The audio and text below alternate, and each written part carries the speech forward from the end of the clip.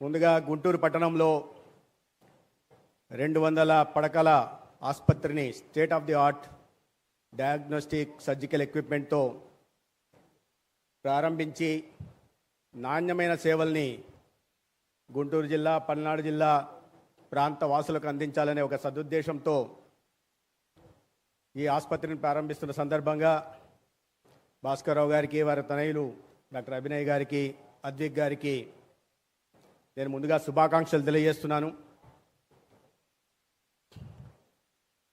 వారి ప్రస్థానం 2000 సంవత్సరంలో మొదలైంది. ఒక యాదృచ్ఛికం ఏంటంటే వారు మొట్టమొదటి ఆసుపత్రి నెల్లూరులో 200 పడకల ఆసుపత్రి బొల్లేని హాస్పిటల్ని ప్రారంభించినప్పుడు నేనున్నాను.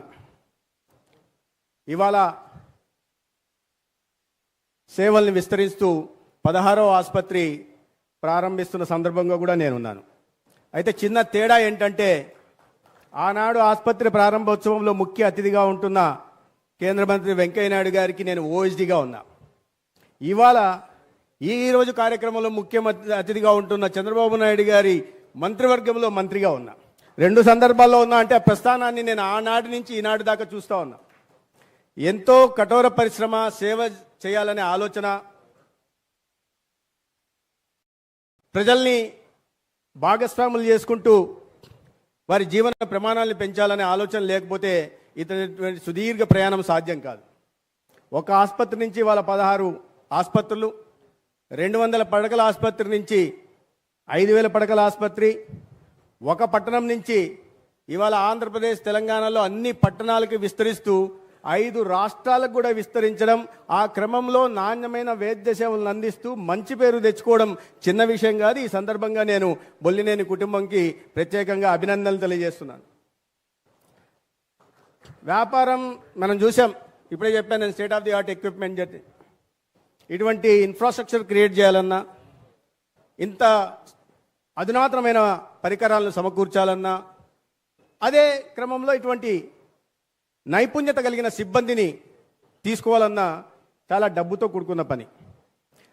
అయితే ఇంత వ్యాపార కోణంలో చూడాల్సిన అవసరం ఉంది. కానీ ఆ వ్యాపార దృక్పథంతో పాటు కాస్త మానవతావాదాన్ని అద్ది సేవాభావంతో దాదాపు 2 దశాబ్దాలకు పైగా విశిష్టమైన వైద్య సేవలను అందిస్తున్నందుకు వారి శుభాకాంక్షలు తెలియజేస్తున్నారు.